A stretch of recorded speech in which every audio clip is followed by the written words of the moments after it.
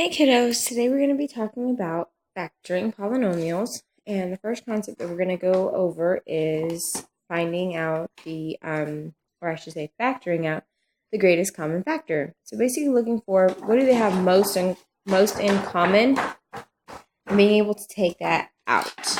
All right. So what we want to do is if we have any number values, you always want to try to break them down into factors.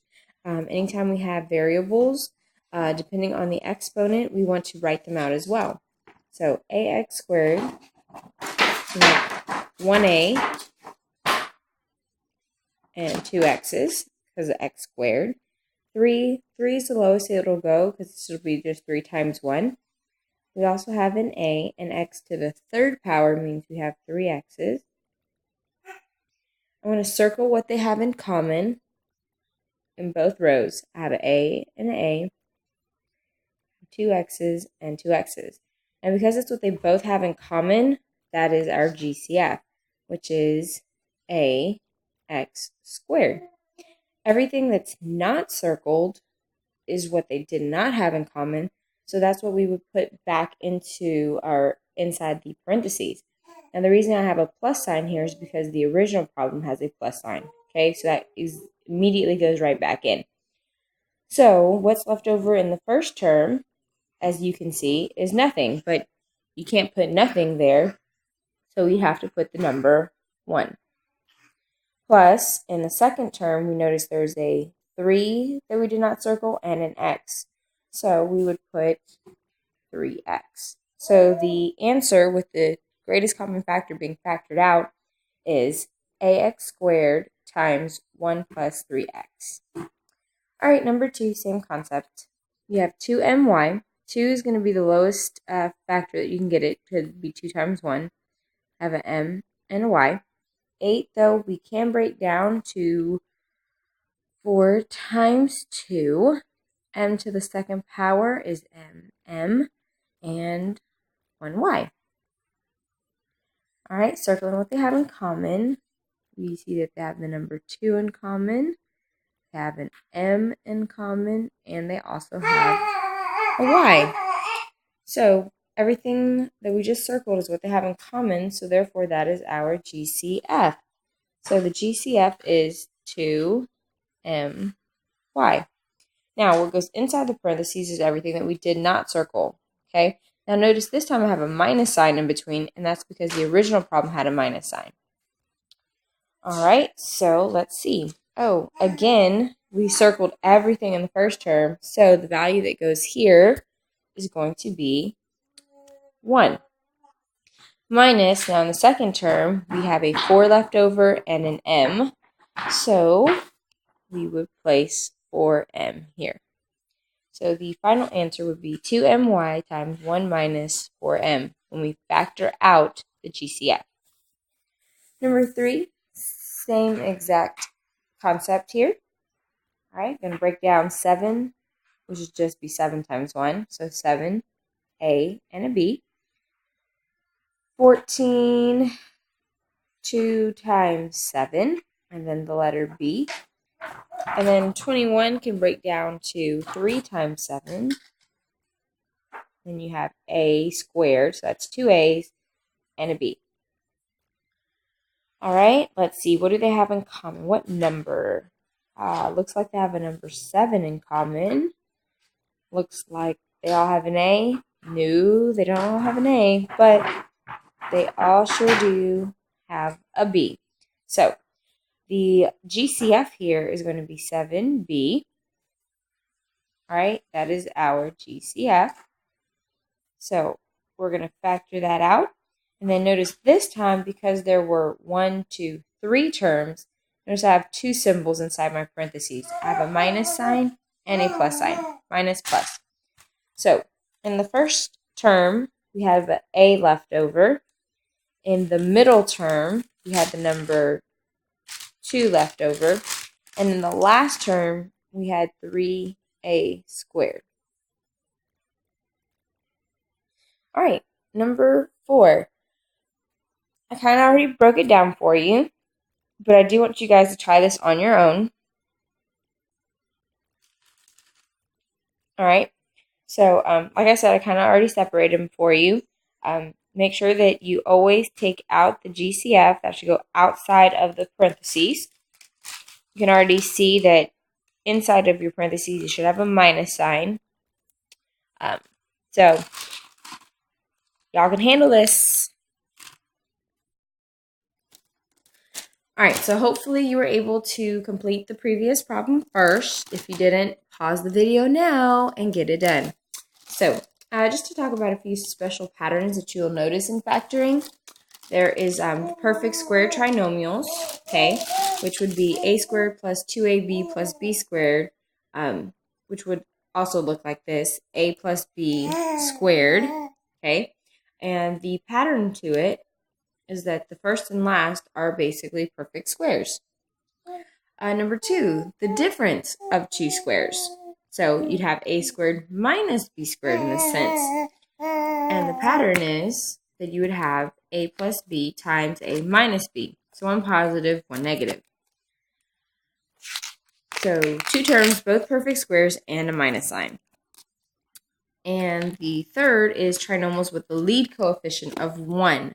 Those are usually always the easiest things to factor when the lead coefficient is 1. So for example, a plus 2 times a plus 3. The lead coefficient, okay, is the value that would go here in front of the a squared or x squared or whatever squared it is. Whatever number goes here is basically deemed as the lead coefficient, all right? In this case, it's 1. So the pattern that you get is that you have a coefficient of 1. Duh. And to really be able to break these down and factor it, this is kind of the secret right there. So basically what you do is to get the third term, to figure out what the last value would be, you have to take a times, you take the lead coefficient, okay? So you take the first term times the third term to get the third term, okay? And then to get the middle, okay, you actually have to add them, okay? So whatever values you get, you got to add them to figure out what the middle term is.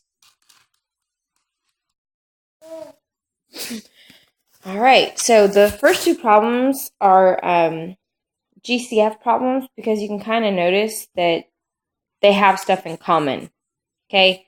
So we're going to factor out the GCF. So you have 6xy, 3x squared y squared. 6xy, 2 times 3xy. 3 is going to not break down any further, but x squared, 2x's, y squared, 2y's. Circle what they have in common. 3's, 1x, and yep, 1y. So the GCF is 3xy. Now to put what's left over in our parentheses, the symbol I'm going to be using is a minus sign here, so make sure you pay attention to the original problem. And what I had left over in the first term is just the number 2. And in the last term, we had x and y. Look, even my daughter's excited about this math. Right? Okay, so that would actually end up being our final answer for this problem in particular. All right, number 2. Same kind of concept. You can kind of look at it and say, hey, these 3 terms look like they have some stuff in common that we can take out. And that's always what you want to do first.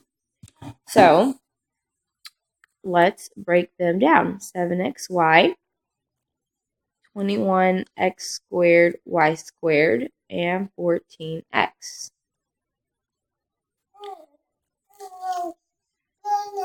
All right, 7 can't break down any further, so just 7, x and a y. 21 that we can break down to 3 times 7. X squared is 2x's. Y squared is 2y's. And then 14 is 2 times 7 and an x. So let's go. Now, what do they have in common? Yes, Bea, you're right. A 7. And let's see, they also have the letter X. And it looks like that's it. So, the GCF is 7X.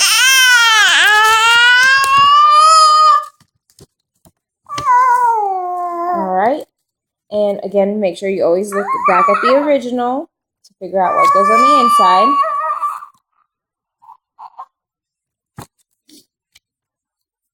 And what we didn't circle in the first term is just a Y. In the middle term, oh, we got a few things there. 3, salute, x, y squared. And in the last term, just the number 2. So our final answer for number 2 there is 7x times y minus 3x y squared plus 2.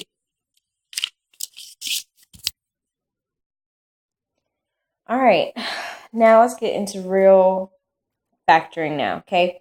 So hopefully we've kind of mastered the whole concept of GCF, taking it out. Now let's really get into factoring. One thing that you want to notice is what's going on with your lead coefficient. Notice the lead coefficient here is 1. So we got to figure out what values are going to multiply to the third term, but add up to the middle term. They can possibly work. Now, I teach this by using the box method. This is a concept that you've learned before in Algebra 1 and back again in Algebra 2. So you may have been taught a different way. So if there's a different way that you do this that you prefer, stick to it. As long as you're getting the correct answer, I'm not going to be that particular or picky. So we need to find 2 values that will multiply to 9 and add up to 6, because that's the middle term. So really here, you're just going to list out, factors of 9. So for example, I can try 1 times 9, but I know 1 times 9 is 9, but 1 plus 9 is 10, so that doesn't work. The only other numbers I can think of are 3 times 3. 3 times 3 is also 9. And yes, 3 plus 3 gives us 6. Now, whenever we use the box method, okay, the first term, your x squared, always goes in the first box. Your last term always goes in the last box. Now, what's supposed to go in these 2 boxes is a combination of the middle term.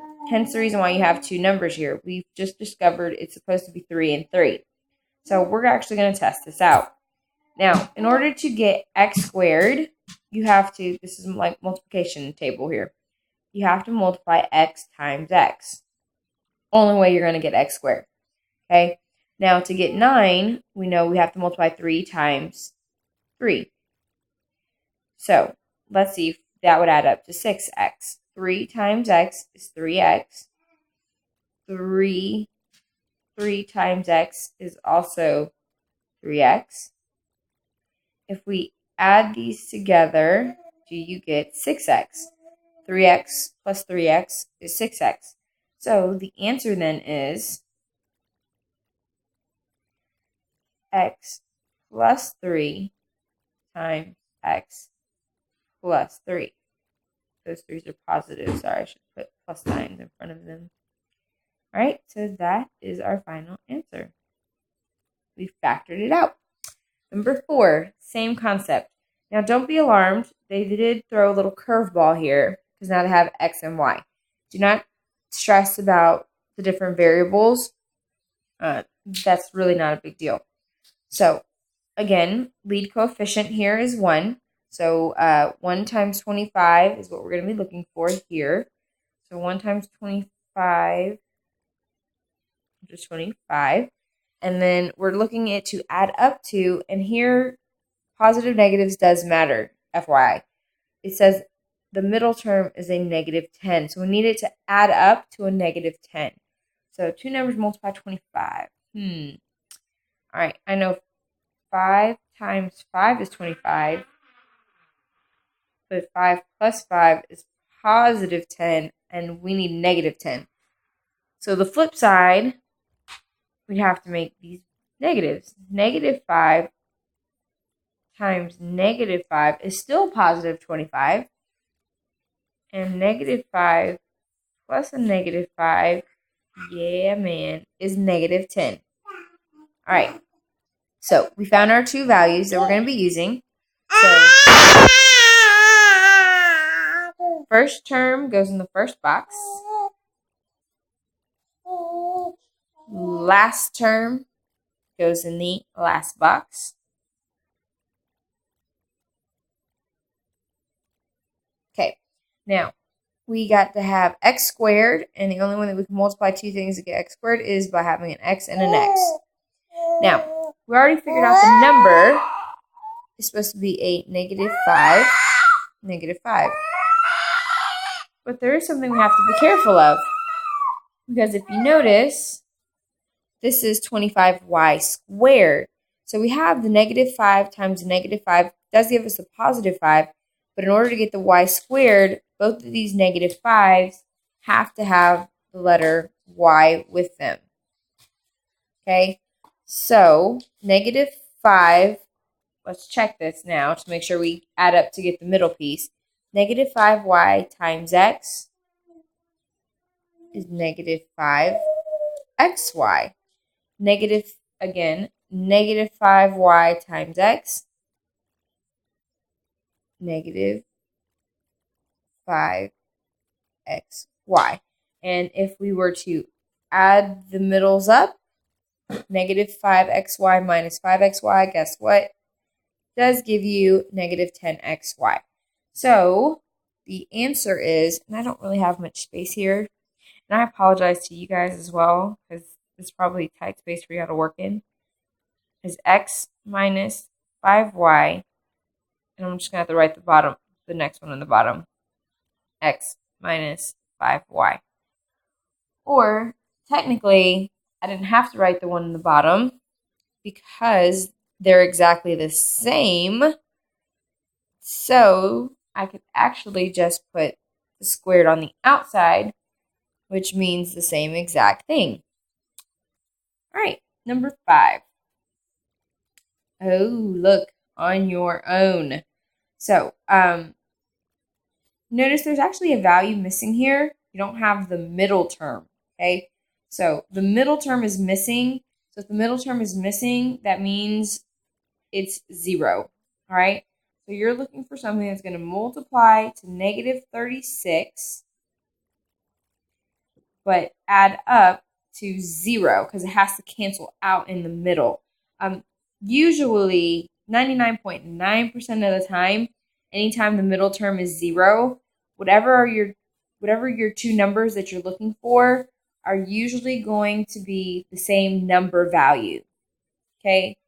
Like, for example, 5 times a negative 5. Because 5 times a negative 5 adds up to 0. All right, so that's kind of a hint to work this one out. So be sure to pause and work it out. But I'm moving on to number 6. 4x squared minus 81. Now, if you'll notice, automatically in this problem,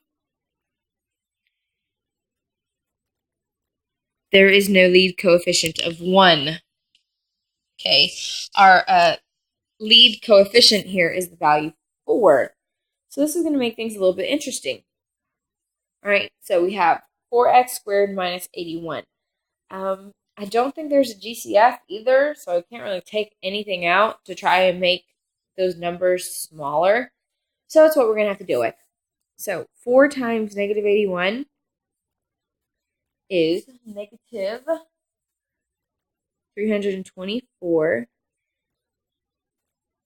So we got to find two numbers that would multiply to negative 324, but again, add up to, well, hey, just like problem number 5, the middle term is missing. It's gone. So that means we have to find it to add up to 0. Now that's going to make our life 10 times easier trying to figure out what the numbers are, because like I told you earlier, my hint is the number has to be the same. So there's two numbers that are the same that multiply to 324. If I'm not mistaken, I believe it's 18. 18 times 18 is 324. But notice here, we have a negative. So that means all I have to do is make one of the 18s positive and make the other one negative. Now check me to make sure I'm right. But 18 times negative 18 is negative 324. And 18 plus a negative 18, yeah, man, is a 0. Okay, now we are going to actually do this problem a little bit differently. Okay, because our Lie coefficient is not a 1. So I'm not really going to use the box method for this. We're going to use something called grouping. Some of you are probably familiar with that. So what we're going to do is we're going to rewrite the first term, which was 4x squared. Now the two values that we just discovered, we're going to put in the middle. So one of them was a positive 18. And notice this should have a x with it because the middle term typically has an x. And then we had a minus 18. Don't forget the x. Okay. And then the last term is negative 81. Okay, so you can easily check yourself here because you want to make sure that this middle term does disappear because it's not there anymore, okay? And we know that that does happen. So for grouping, I'm just going to put parentheses with those, and we're looking to take out what they have in common. So 4x squared plus 18x, there's something that they have in common. They have a GCF essentially that we can take out. If you need to actually physically write out the GCFs, like these problems here, like we've done before, then take the time to do that. But some of you guys might be kind of good at this by now and may be able to look at it and tell what numbers they have in common and what letters they have in common. So we should hopefully notice that they have the number 2 in common and an x. So what would be left over is 2x and a positive 9. Now, on the second one, because both of those values are negative, we're going to take out a negative, okay? So I notice the negative 18x and negative 81, they do have the number 9 in common. And like I said, because they're both negatives, I'm going to just take out the negative 9, all right? I'm going to take out a negative 9. Do they have any variables in common? Doesn't look like it. And what they have left over is a 2x and then a positive 9 since I already took out the negative. Okay, what you should end up with is that the two term or the binomial that you get inside your parenthesis should be the same.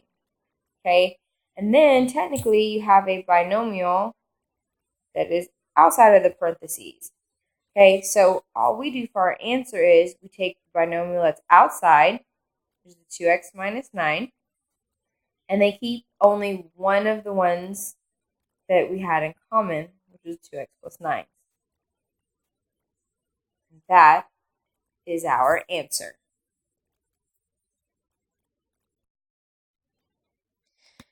I know this is a lot of work. All right. So I apologize for the lengthiness, but we got to do what we got to do. So here we have the coefficient of 1. Yay! Usually makes it 10 times easier. So we need two values that will multiply to negative 12, but add up to 4. Negative 12 add up to 4. I'm thinking 6 and 2, but one of them's got to be negative to give me negative 12. I'm going to go make the 2 negative. So let's see. 6 times negative 2 is negative 12. 6 plus negative 2, yes, gives me a positive 4. So we're good there. Remember, first term goes in the first box. Technically, you could also do this by factoring by grouping. So if you prefer by grouping, because it's easier to you, then please go for it. You should end up with the same answer as us. X squared minus 12. Okay, so to get the x squared, I know it has to be x times x. And then we just discovered the two numbers are 6 and a negative 2. I'm going to put a plus sign in front of that 6 because it's positive. So let's check. 6 times negative 2 is negative 12. So far, so good. And 6 times x is positive 6x. And negative 2 times x is negative 2x. If we add those together, do we get 4x? You betcha. So the answer is x plus 6 times x minus 2. All right, number 8. Again, I want you to attempt this one on your own. Okay, so remember, you're looking for what's going to multiply to 8, but add up to a negative 6. Make sure you don't forget about that negative.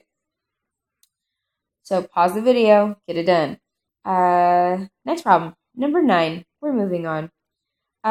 Make sure you always look to see if we can factor out a GCF. So 16x squared minus 100. I think we actually do have something that they have in common, which is the number 4. Okay, obviously no variables, but the number 4. Okay, so when we break this down, actually, if you take out the 4, you're left with 4x squared minus 25. All right, and this 4x squared minus 25 is what we're going to have to factor. Is 10 times easier than dealing with 16 and 100. Okay, just saying. So, now that we factored that out first, 4 times negative 25 is negative 100. So, because notice the Lie coefficient is not 1 anymore, because it's 4. And we need it to add up to, well, hey, what do you notice again? The middle term is missing, so we need it to add up to 0. All right, 100. What two numbers are the same that multiply to 100? 10. So, obviously, it's negative 100, so I got to have one positive and one negative. 10 times negative 10 is negative 100. And yes, 10 plus a negative 10 does give us 0. All right, so you can choose to do the box method here, or whatchamacallit, factoring by grouping. Trying to see if I can actually delete this box. All right, so let's go ahead and let's solve this by grouping. So I'm basically going to have, and remember, we're not working with that one right now because we broke it down into this. So we have 4x squared. We have the plus 10x minus 10x minus 25. All right, remember the middle term has to have a variable, okay? Has to have a variable. So now I'm going to draw my parentheses. Okay. And let's see what we get. So we're looking for GCF, okay? 4x squared plus 10x. What is the GCF? We get 2. Okay, I know the number 2. And they both have an x. All right, so that works out perfect. So that's the GCF. What will be left over is 2x plus 5. All right, now the next one. Notice they both have negatives. So we're going to take out the negative, okay? So if I take out what they have in common, which looks like to be the number 5, I'm going to take out a negative 5, though. So I can get rid of the negative so I don't have to deal with it anymore. And what's left over, because they don't have, both of them don't have variables, what's left over is a 2x, and that would be plus 5. So notice again, the middles should be common, okay? Should have those in common, or they should be the same, I should say. And then what's on the outside is going to be our other answer. So our answer is 2x plus 5 times 2x minus 5. All right, number 10. Remember, look for GCF first. Is it possible to have one? I think so. Hopefully you see that the number 5 goes into both of those. So you have 5 that we're going to take out. So we're left with x squared and minus 4. Okay, remember, if you don't see the GCFs, please write them out. 5x squared is 5x. 20 is going to be 5 times 4. They have in common just the 5. So 5 is what I take out of the parenthesis. Okay, notice I had x squared, which I didn't circle, so they'll get those blah, blah, blah. That goes back in. The negative sign is where I got it from. Okay, right from the original. And then for the last term, the 4 is what's left over, so that goes back in. Okay, that's how I'm doing this, right? Same exact thing for here. Okay, this is exactly the same way that I'm doing that. So if you need to actually physically write them out and break them down, take the time and do it. Okay, so now for factoring, I also did forget one thing. When you get your final answer here, we forgot, or I should say I forgot, that this number 4 that was out in front that we took out, we actually have to put it back out in front. So my bad. You have to remember to bring that down. So same thing goes here then. We have to remember that our final answer has to have the 5 out in front of it since we're taking it out early. Okay. So let's see. We have a lead coefficient of 1 now. Okay, lead coefficient of 1. So that kind of makes our life a little bit easier. So we need two numbers that are going to multiply to a negative 4, but add up to, hey, middle term's missing, 0 again. So two numbers that are the same that multiply to 4, 2 and 2, but one of them's got to be negative because negative 2 plus a positive 2 equals 0. All right. We can do this by the box method. If you like factoring by grouping, like I've said a million times, go for it. So I get x squared. This should be negative 2x. This should be positive 2x. And in the last box will be the negative 4. So you're basically looking for your GCFs to get the outside. Okay, so that has to be an x. That has to be an x. What do they have in common here is a negative 2. What do they have in common here is just a positive 2. So our final answer is going to be, remember, don't forget about the 5. I'm going to go ahead and bring it down now so I don't forget. 5 times x minus 2 times x plus 2. All right, and that would be our final answer. So, get it done.